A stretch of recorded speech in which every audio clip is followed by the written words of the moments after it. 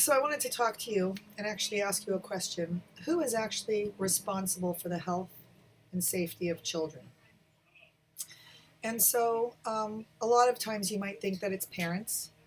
And if it is parents, then why is it that schools are actually required to request proof of immunizations? So then is it the schools? But the government requires that the schools do this. So is it the government that's actually responsible? And so I want you to hold that question off to a side for a moment. And now, what I'd actually like you to do is I'd actually like you to listen to three different stories, and then we're going to put it all together.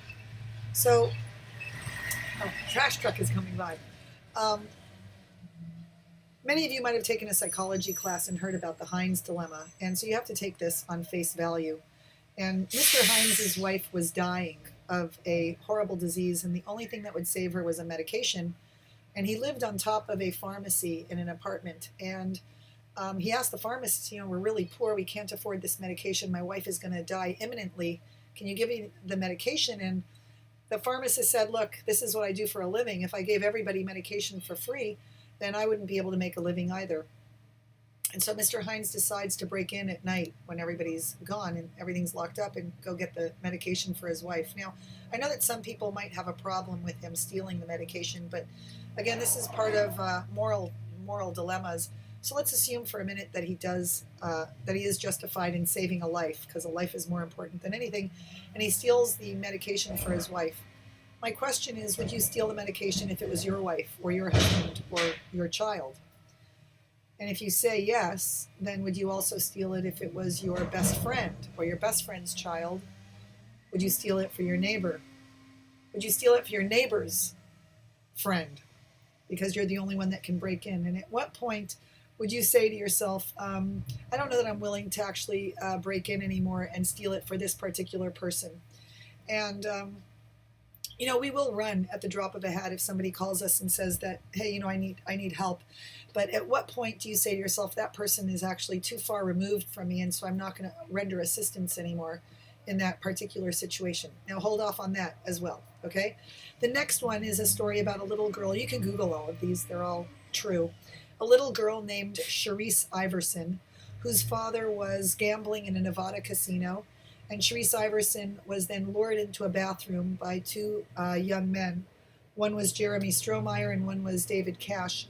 And when David Cash saw that Jeremy Strohmeyer was going to rape and ultimately kill Sharice Iverson, he just walked out and didn't tell anybody anything. At the time, Nevada did not have the Good Samaritan, the bystander apathy laws, which meant that if you're a bystander and you see something happening and you just don't care, you're not liable.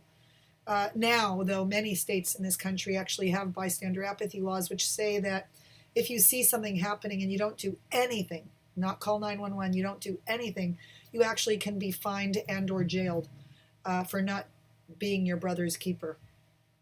And the last, so now hold off to that story as well. Third one I want to share with you is the story of a girl, a woman named Kitty Genovese, and this is an older story.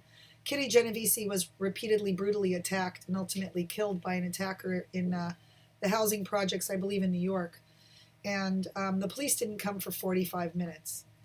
Everybody's like, oh my God, why didn't the police come? What happened? What's going on here?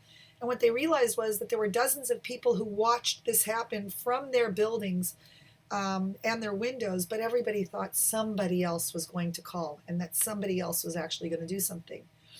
And I want to come back now to the question of who's ultimately responsible for the health and safety of children. And when you think about these stories, Mr. Heinz took it upon himself to save his wife. In the case of Sharice Iverson, David Cash was not indicted or charged with anything because he didn't do anything. And in the case of Kitty Genovese, everybody thought somebody else was going to do it. So the answer has to be me.